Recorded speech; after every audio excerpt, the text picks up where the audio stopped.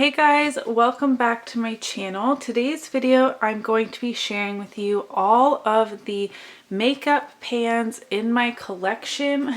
As I'm sure you can tell from how small this bin is, it's not a ton. I plan on changing that in 2021.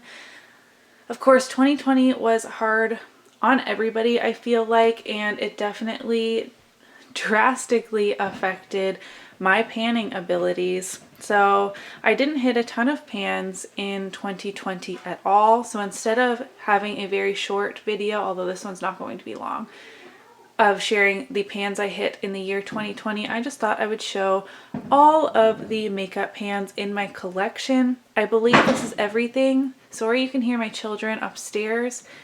If you're new to my channel, that is a frequent occurrence, so I'm sorry if that bothers you, but I just need to get filming done when I can. What I was saying before the kids were smashing upstairs was I was just pulling these things as I was unpacking my makeup. I just moved, so I hope this is everything. I feel like some of you honestly know my makeup collection better than I do at this point. Anyways, I'm going to stop rambling. I'm going to save the eyeshadows for last because those are the most exciting.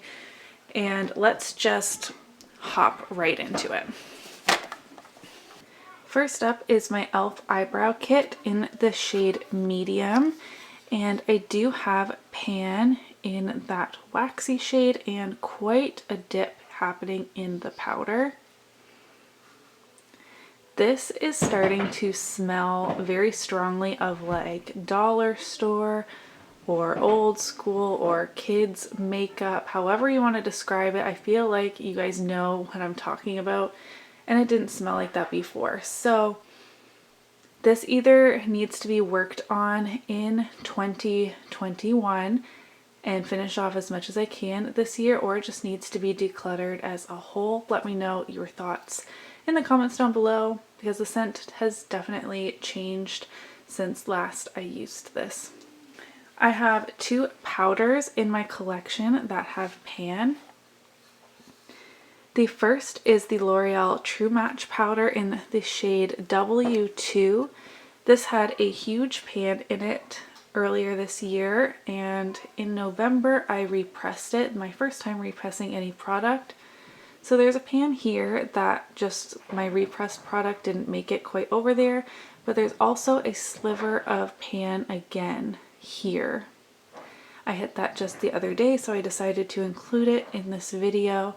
So this is, you know, a repressed powder. There's not that much in it, but that is me hitting pan on it for the second time in its lifetime. And then secondly, the second individual powder, I should say, that has pan is the Rimmel Stay Matte. Both of these are not cruelty free, so I hope to finish these sooner rather than later, but there is a good sized pan happening in this powder as well. I also have pan in a powder product in this IBY Beauty Highlight and Contour palette in highlight shade number 2, which I used as an all-over face powder or to set my under eyes. This is a mini of the NARS bronzer in the shade Laguna. And the second bronzer in my collection to have pan is from the Body Shop. This is one of their honey bronzers in the shade 2 Fair Matte. This took me years of consistent use to hit pan on. This is a very firm formula. Now we're on to the eyeshadows. Already, as I said, I don't have a ton of pan in my collection. This is a single. This is from ColourPop, the shade Weenie in collaboration with Kathleen Lights. A beautiful rose gold. And now onto the palettes in no particular order. e.l.f. Mad for Matte. I used that shade in my eyebrows.